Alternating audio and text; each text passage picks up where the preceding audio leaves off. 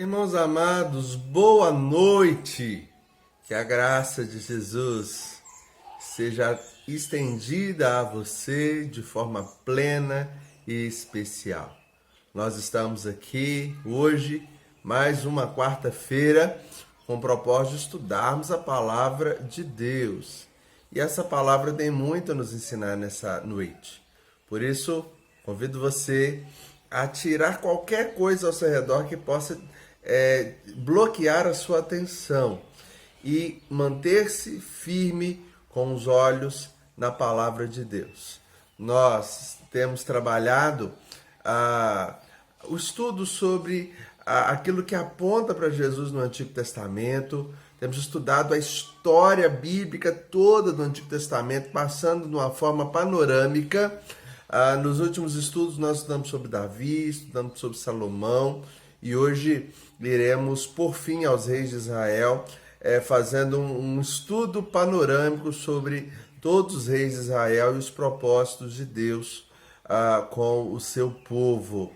Que Deus te abençoe, que Deus encha seu coração e sua família de uma graça e de uma paz especial. E estamos juntos hoje com o propósito de estudar a palavra de Deus, viu? Vamos ouvir essa canção, logo depois teremos uma palavra de oração e assim o estudo bíblico, o estudo da palavra de Deus para o nosso coração. Que Deus te abençoe. Tamo junto, hein? Forte abraço. Mas antes, já estava me esquecendo, tá vendo? Antes, eu quero ler o que está registrado no Salmo 33, versículo 12, que diz assim: Feliz a nação cujo Deus é o Senhor. É a primeira parte do texto.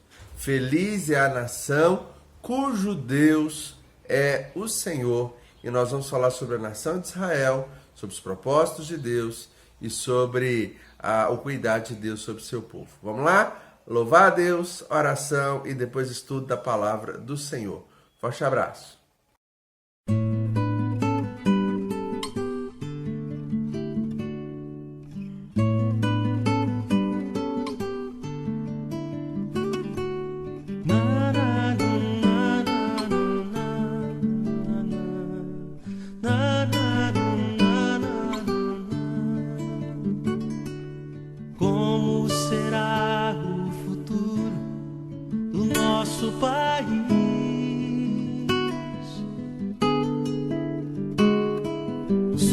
A pergunta no olhar e na alma do povo.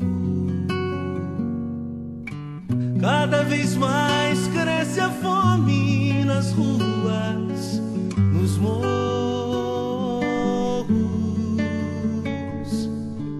Cada vez menos dinheiro para sobreviver.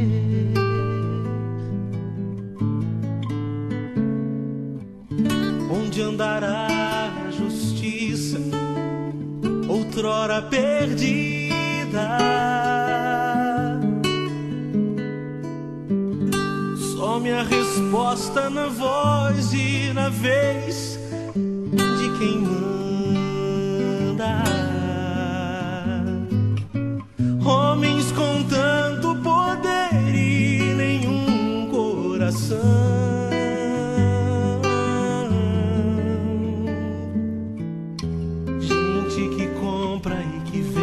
A moral da nação. Brasil, olha pra cima. Existe uma chance de ser novamente feliz, feliz. Brasil,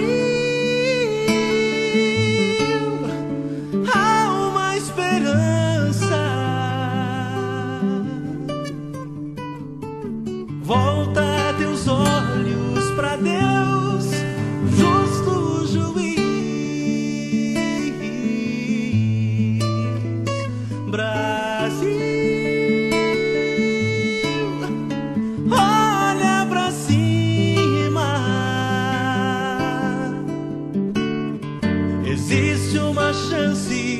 de ser novamente feliz.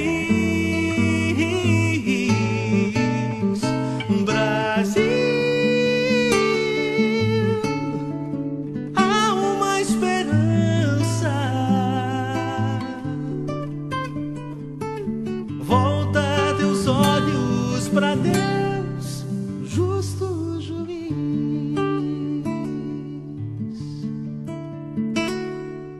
Como será o futuro do nosso país?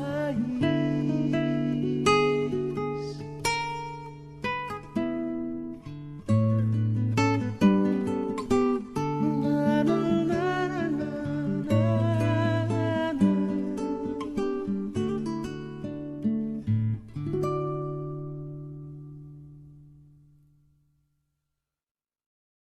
Então, bênção de Deus para a nossa vida.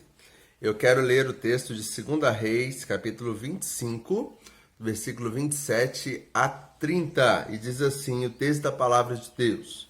No 37º ano do cativeiro de Jeoaquim, rei de Judá, no dia 27 do 10º mês, Evil-Merodach, rei da Babilônia, no ano em que começou a reinar, libertou do cárcere a Joaquim, rei de Judá. Falou com ele benignamente e lhe deu lugar de mais honra do que a dos reis que estavam com ele na Babilônia. Mudou-se-lhe as vestes do cárcere e Joaquim passou a comer pão na sua presença todos os dias da sua vida. E da parte do rei lhe foi dada subsistência vitalícia, uma pensão diária durante os dias de sua vida. Irmãos, esse é o último texto registrado no segundo livro dos reis. Os dois livros dos reis contam a história dos reis de Israel. E aqui nós temos então um encerramento da história desses reis. Se você abrir sua Bíblia em Jeremias capítulo 52, você vai ler também no final do livro do profeta Jeremias o mesmo texto, ok? E Crônicas, que também relata os reis de Judá, especificamente os de Judá. Ele vai ter uma menção, mas ele já vai mostrar o propósito de Ciro em promover, do rei Ciro, de promover a recondução do povo de Deus ao seu lugar. Nós vamos conhecer um pouco dessa história hoje, a história de Israel num panorama, e vamos entender o que é aquele período que nós chamamos um período onde o povo ficou longe da sua terra, né? Ficou em exílio. Nós vamos falar um pouquinho das consequências e do porquê o povo ficou nesse exílio. Vamos orar? Pai querido, obrigado pela vida de cada irmão que hoje está com o seu celular, ou o seu tablet, ou o seu computador em mãos para ouvir a tua palavra. Nós queremos pedir a Deus que o Senhor abençoe a nossa vida, que o Senhor nos proporcione uma condição especial, a Deus, para falarmos a verdade a respeito do Senhor, a respeito da Tua palavra. Pedimos, ó Pai, que a Tua palavra tenha um impacto especial sobre a vida de cada servo, de cada serva do Senhor. E que o Senhor, Deus, conduza os nossos olhos sempre à Tua presença, para seguirmos os Teus propósitos, para amarmos ao Senhor de todo o nosso coração. Deus amado, perdoe o nosso pecado, perdoa as nossas falhas e nos ajude, meu Deus, a demonstrar cada dia mais amor, fidelidade e integridade ao Senhor. Obrigado porque o Senhor é bom o tempo todo e sempre ouve a nossa oração. Oramos em nome de Jesus. Amém. Muito bom, queridos, como eu já disse, o texto que eu acabei de ler é um texto que trata do final do reinado de Israel, ou de Judá. Eu quero pedir a sua licença e voltar a esse texto mais no final da mensagem. Antes, porém, eu quero fazer um estudo panorâmico dos reis de Israel e de Judá com você. É exatamente isso. A Bíblia diz que Deus, ele emancipou o povo de Israel de algumas formas. Esse povo veio do Egito, Deus deu terra, Deus deu leis, Deus produziu esse povo, trouxe esse povo de Abraão. E esse povo, então, no primeiro momento, ele viveu com lideranças chamados juízes. Os juízes eram moderadores que julgavam as causas de Israel e tomavam a liderança. Porém, em determinado momento, o povo civil desejoso de ter um rei, de ter uma monarquia.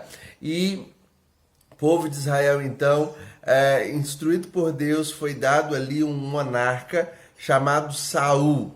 Saul, então, ele concentra em si a condição de emancipar o povo, emancipar o reino, emancipar aquela nação, cuidando da terra, cuidando da lei. A mesma coisa nós temos em Davi.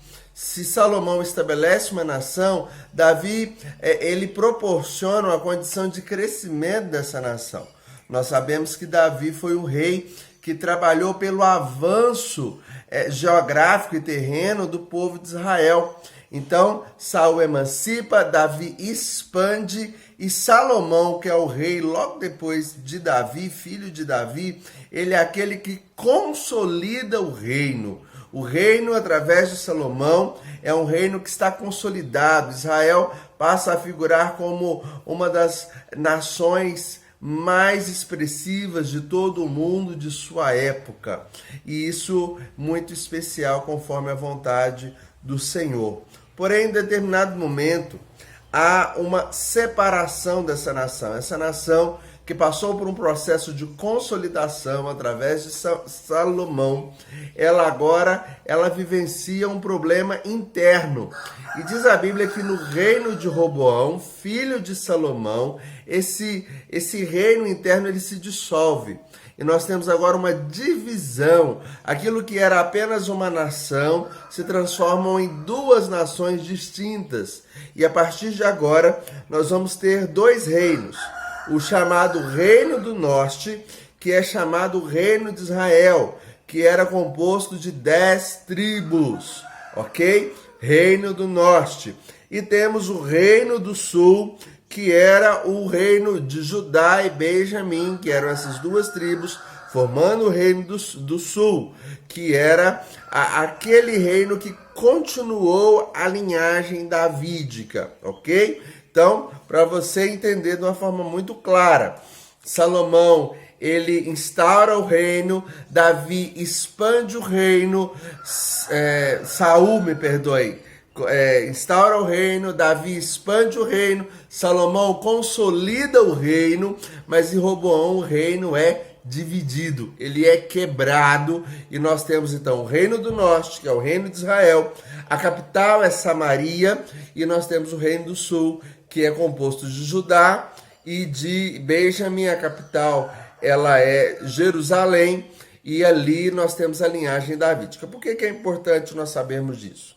Porque a história dos reis vai mostrar que o povo de Deus, ele caminhou muito longe dos propósitos de Deus. Vou pegar, por exemplo, o Reino do Norte, que é o reino de Israel. O Reino do Norte, ele teve 19 reis. Então grava aí, 19 reis.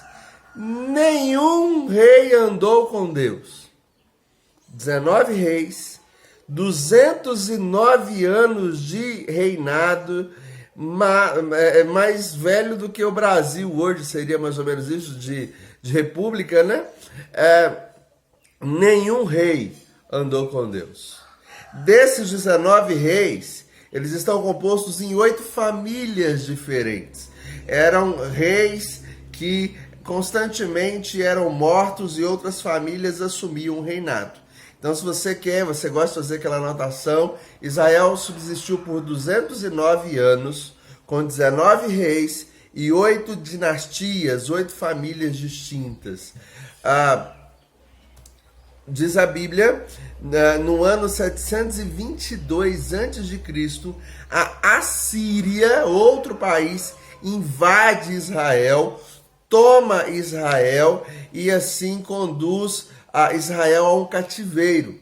E a Bíblia vai dizer, então, vai mostrar que Israel nunca mais voltou a ser a nação que era antes.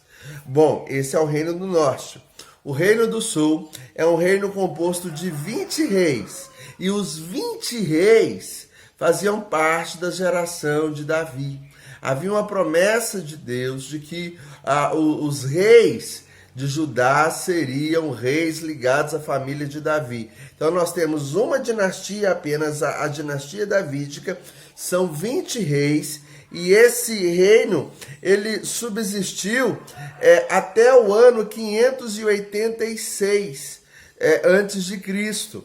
Ou seja, ele foi além do Reino do Norte. O Reino do Norte já havia caído e ele continua sobrevivendo 136 anos além dos 209 anos do Reino do Norte. O Reino do Sul, então, ele tem uma vida mais prolongada. Porém, por conta do seu pecado e por ser um povo que andava com Deus, não andava com Deus e ficava aquele chove não molha, foi um povo que também Deus permitiu e trouxe a disciplina através do cativeiro. E no povo do sul não foi a Assíria, mas foi um povo chamado Babilônia, liderado por um homem chamado Nabucodonosor. Ele invadiu Jerusalém, ele invadiu Judá e ele levou a maior parte das pessoas para a Babilônia, deixou na Babilônia algumas pessoas em grande miséria, em grande dificuldade, e assim foi o juízo de Deus. Quero dizer para você que a Bíblia sempre relata esses episódios, tanto do cativeiro do povo do norte, que é Israel, as 10 tribos, quanto o cativeiro do povo do sul, que é Judá, Benjamim e a dinastia davídica, como consequência do pecado.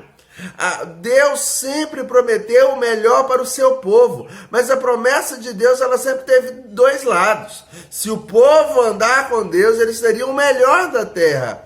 Porém, se o povo desobedecesse a Deus, Deus permitiria destruição, cativeiro e dor. E é exatamente isso, queridos, que nós aprendemos no livro dos Reis. Porque esse povo andou fora do propósito de Deus. Deus havia deixado uma lei, Deus havia deixado um propósito, e esse povo andou fora do propósito do Senhor. Deus, que tinha tantas coisas maravilhosas reservadas para os seus. Agora, ao invés de enviar essas coisas maravilhosas, Deus envia juízo, porque havia também na lei de Deus uma promessa que, caso houvesse desobediência, haveria disciplina. Quais são os principais pecados do povo de Deus, tanto do Reino do Sul quanto do Reino do Norte? Eu gosto sempre de lembrar que dos 19 reis de Israel, do Reino do Norte, nenhum rei serviu a Deus. Nenhum rei serviu a Deus. E alguns reis do Sul, eles serviram a Deus, mas não totalmente, e alguns não serviram a Deus. Então, nós temos ali um povo que se diz povo de Deus, mas que anda tão fora da vontade e do propósito de Deus. Quais são os pecados?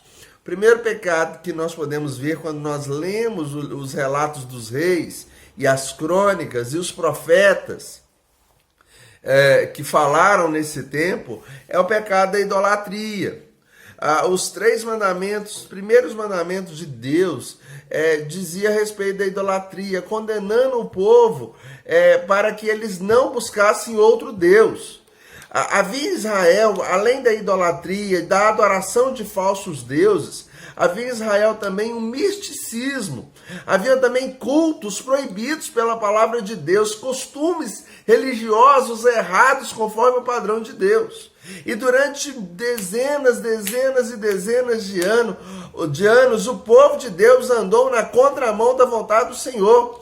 Deus dizia na sua lei: eu sou o único Deus, não terás outros deuses diante de mim. Mas o povo fazia imagens, o povo adorava falsos deuses, o povo acabava tramando alianças que os permitiam adorar Baal, permitiam queimar seus filhos vivos em sacrifício, coisa que Deus nunca disse que deveriam fazer. A Bíblia diz que eles colocavam lugares de culto, templos de culto, a falsos deuses na nação de Israel, uma nação que deveria ser teocrática, deveria ser centrada apenas no Senhor. Então, esse é o primeiro pecado terrível que invadiu o costume do povo de Deus. O pecado da idolatria, o pecado do misticismo, o pecado de adoração falsa, conforme Deus havia proibido. Mas há outros pecados. Há a negação da guarda do sábado. O sábado é uma palavra que quer dizer descanso, e Deus instituiu o descanso para o povo de Deus, e esse dia de descanso era um dia de descanso físico, mas era um dia também de relacionamento, de buscar comunhão com Deus. No Antigo Testamento, a guarda desse dia precioso, esse dia consagrado, era revestida no sábado. Na nova aliança em Jesus Cristo, nós guardamos conforme os apóstolos, conforme a ressurreição de Cristo, nós guardamos o domingo, mas é um dia precioso. É um dia de relacionamento, é um dia de adoração, é um dia de reunião solene. E quando lemos os profetas e lemos a história de Israel, nós percebemos que o povo de Deus abandonava a lei de Deus, deixando de seguir esse mandamento de guardar o sábado. Não é apenas tirar um dia para descansar, era tirar um dia para descansar e ter relacionamento com Deus, dedicar um dia à adoração ao Senhor. Havia no calendário judaico festas de anos sabáticos, de anos inteiros que deveriam ser dedicados a Deus. E o povo de Deus, na sua tarefa de adoração, de louvor, na sua tarefa de reunião solene, deixou isso de lado. E por várias vezes os profetas diziam: vamos voltar a ter os nossos rituais de culto nos sábados, os nossos rituais de adoração, aquilo que Deus nos chama a fazer. Porém o povo foi desobediente, o povo andou contra a determinação de Deus com respeito também à guarda da devoção e do relacionamento com Deus. Um terceiro aspecto que nós conseguimos ao ler os livros dos reis, ao ler os livros dos profetas que viveram na época dos reis, era o julgo desigual. E quando eu falo aqui de julgo desigual, eu estou estendendo, além de casamentos mistos, o povo de Israel fazia alianças contrárias à vontade de Deus. E essas alianças eram totalmente contra o propósito de Deus. Deus havia dito ao povo de Israel que ele não deveria fazer alianças sem ser com Deus. Quando Deus, por exemplo, entra com o seu povo na terra prometida, ele diz: tira todo o povo daí, porque senão vocês vão ter a influência desse povo e vão perder o coração comigo, vão deixar de me servir. Queridos, quando nós lemos, por exemplo, a história de Salomão, que era o homem mais sábio considerado da Bíblia. E a Bíblia vai dizer que esse homem teve seu coração envolvido por causa de casamento misto e assim deixou de servir a Deus em sua integridade. O povo de Israel também cometeu esse pecado e por conta disso começou a adorar deuses estranhos, falsos deuses, das culturas ao seu redor. E esse era um dos pontos que Deus sempre dizia: vocês não devem fazer aliança com esses povos, porque o coração de vocês vão ser corrompidos. O próprio Jeremias vai dizer que o coração do homem ele é tendencioso ao pecado, ao erro, ao engano. E quantos desses relacionamentos, desses propósitos, dessa miscelânea de negociações, Israel fez negociações com outros povos para ser liberto de empreitadas de guerra. Judá fez a mesma coisa e Deus dizia: não façam isso, não façam isso, isso está errado, isso não está na minha lei, vocês são o meu povo, vocês agora estão andando de forma rebelde, não façam isso. E esses pecados, principalmente esses, conduziam o povo de Deus a uma condição terrível. E aí você vai me dizer assim: mas ninguém alertou o povo sobre esses erros? Sim, muitos profetas foram levantados. Quando você lê a história dos profetas, você vai perceber que a história deles, As profecias deles, elas foram proferidas na época dos reis. Então você vai ler Reis, você vai ver o profeta Isaías, você vai ler o profeta Jeremias, você pode ler outros profetas importantes, mas esses profetas, a palavra de Deus na boca deles foi uma palavra que não foi ouvida. O Jeremias certa vez disse que já havia esgotado, que Deus ia derramar sua ira. Mesmo assim não houve arrependimento. Na verdade resolveram prender o profeta. Como se isso fosse resolver o problema. Não trataram o pecado. Resolveram tratar o pecado afastando o profeta do seu ministério. E, amados irmãos, tantos profetas ensinaram, tantos profetas falaram, tantos profetas foram voz de Deus, dizendo: povo, vamos voltar à lei, povo, vamos voltar à lei, vamos voltar à obediência, vamos voltar ao relacionamento com Deus. Porém, apesar do ensino, apesar das verdades, o povo se mostrou duro e não se converteu ao Senhor. E eu me lembro, irmãos, do que está registrado no segundo livro das Crônicas, um livro que foi escrito depois que passou tudo. Mas a forma que ele coloca as palavras me chama a atenção. Segundo livro das Crônicas, capítulo 36, versículo 16 e 17. Diz mais ou menos isso. Eles zombaram dos mensageiros de Deus. Eles desprezaram a palavra de Deus. Eles escarneceram dos profetas de Deus. Então, não houve remédio algum. Não teve remédio. O povo se afastou de Deus e aquele que era o remédio de Deus para trazê-los de volta, aquele que era o artifício de Deus para trazer o povo à consciência da necessidade de servir a Deus, eles não aceitaram. E quando não ouviram a palavra de Deus, o texto lá diz: não houve remédio algum. E Israel foi destruído pelo poder da Síria. E agora o reino do sul, que é o reino de Judá, toda a linhagem de Davi, ele é destruído. A Bíblia diz que Nabucodonosor entra no reino. Primeiro ele faz um cerco e as pessoas ficam por muito tempo com fome, sem acesso à comida. Ele entra, pega já um povo totalmente fraco, destrói a cidade, destrói Jerusalém, que era a capital, destrói o templo. Quando nós lemos Apocalipse, Deus diz assim à igreja de Éfeso: se vocês não se arrependerem, eu vou remover de vocês o candeeiro, que era a presença da igreja naquele local. E aquilo nos impacta tanto, e a gente pode ver que Deus já fez isso no passado. Em Jerusalém, Deus permitiu que Nabucodonosor viesse e destruísse o templo, como que dizendo e mostrando que Deus já não estava mais com aquele povo da forma que o povo queria, porque o povo foi rebelde contra Deus. E o templo é destruído, as coisas santas de Deus são levadas para outra terra. Os nobres, os jovens são levados para outra terra, como nós conhecemos a história de Daniel, Sadraque, Mesaque e Abednego. Queridos, a nação é destruída, as pessoas são mortas, o templo é destruído.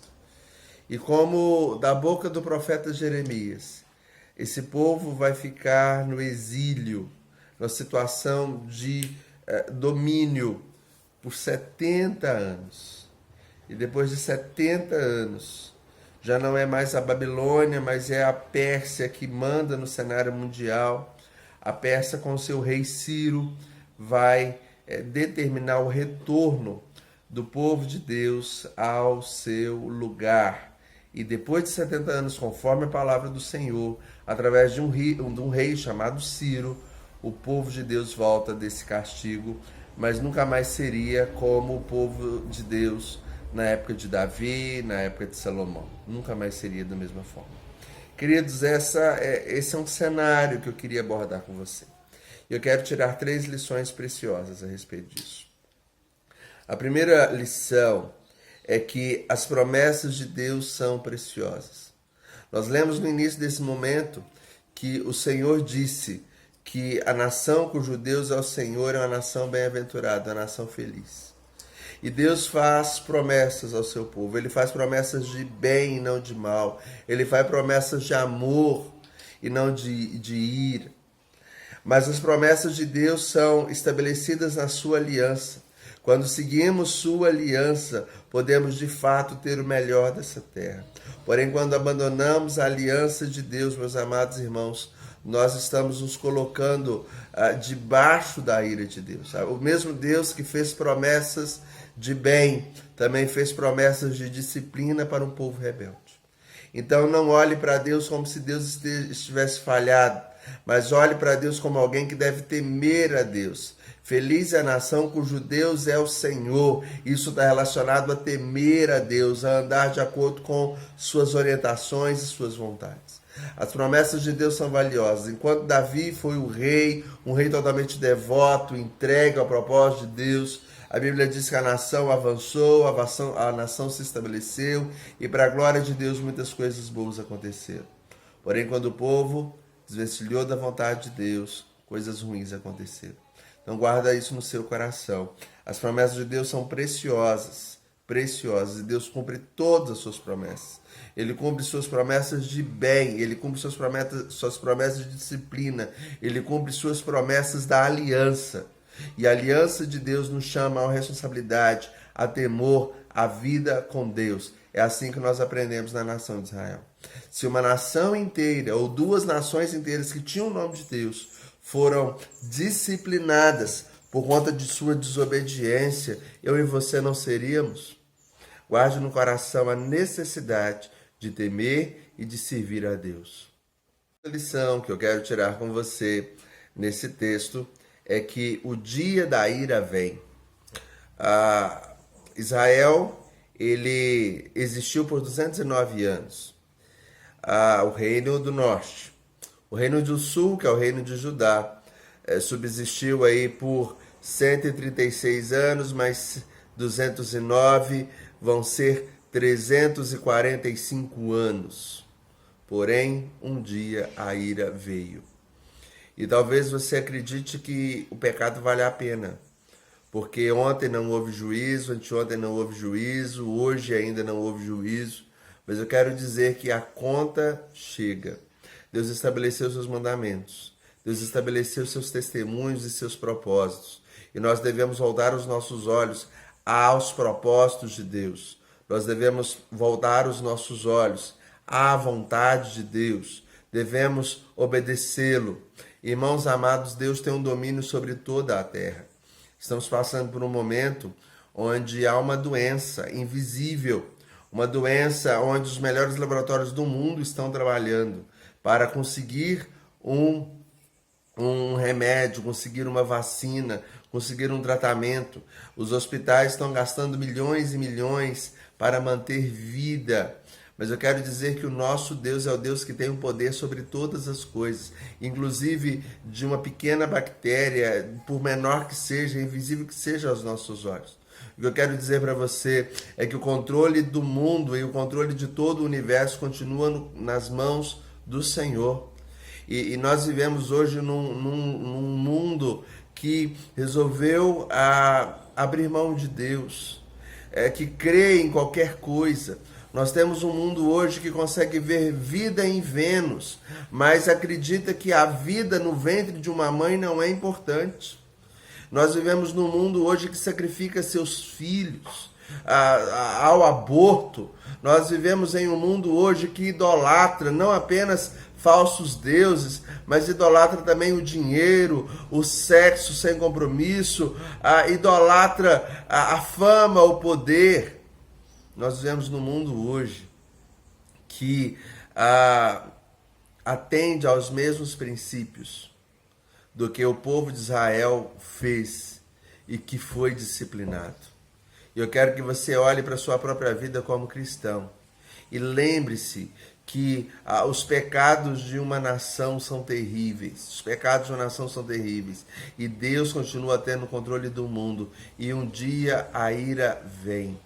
A ira vem, ele é o dono do universo, queira você sim ou queira você não, Deus continua sendo dono, ele não depende de mim ou de você, ele é Deus, Ele é soberano e ele tem um poder sobre toda a terra. E tudo pertence a ele. E tudo o que existe quando vive contrário à vontade dele está se colocando debaixo do juízo e de condenação.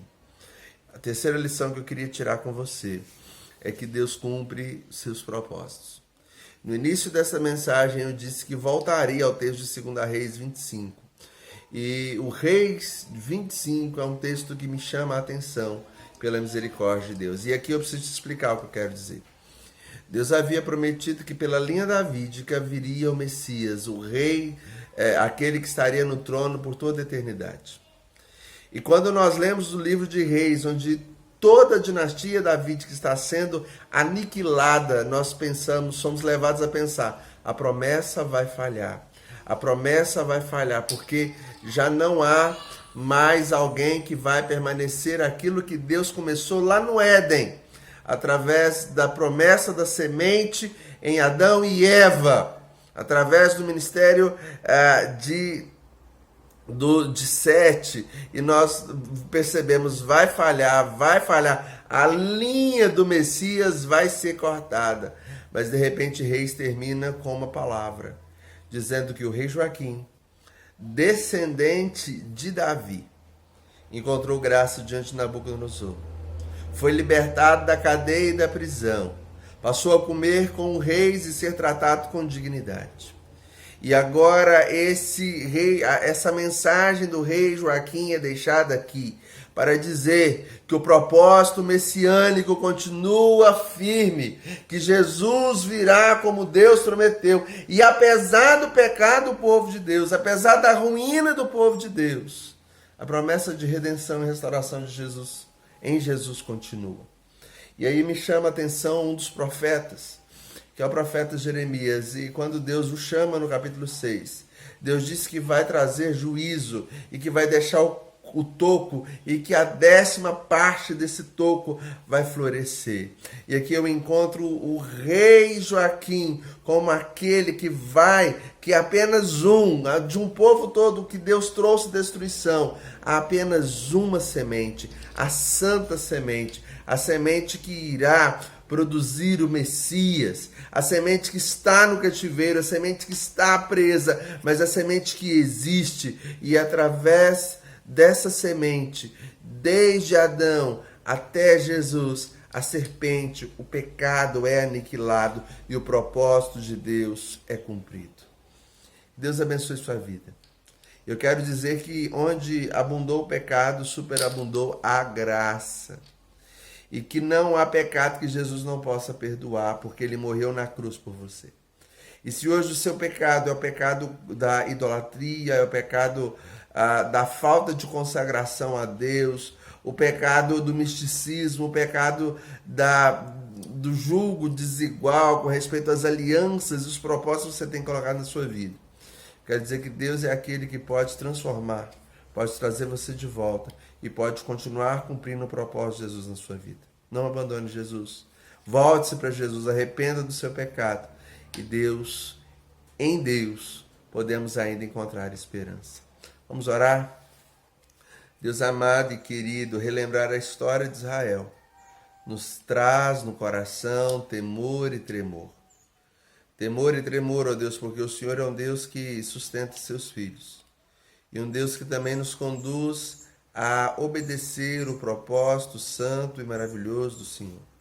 Por isso, ó Deus, a todos que estamos aprendendo essa mensagem da Tua Palavra, eu peço que o Senhor conduza os nossos olhos à obediência. Que o Senhor nos ensine, meu Deus, os Teus propósitos. E que o Senhor, Deus, nos ajude a guardá-los. Aqueles, ó Deus, que estão andando fora da vontade do Senhor. Que o Senhor possa, Deus, conduzir eles e a nós todos ao Teu propósito, à Tua vontade. Perdoa o nosso pecado, Deus. Nos ajude a caminhar sempre contigo. Nós oramos em nome de Jesus. Amém. E que a graça maravilhosa do nosso Senhor e Salvador Jesus Cristo, o amor de Deus, o nosso Pai, a comunhão santa, doce e perfeita do Espírito Santo, estejam sobre vós e sobre todo o povo de Deus, espalhado pela superfície da terra, hoje e por todo sempre. Amém. Deus abençoe sua vida. Continue orando pela nossa nação. Continue orando pelo nosso país. Em Deus encontramos misericórdia. Um grande abraço, que Jesus te abençoe.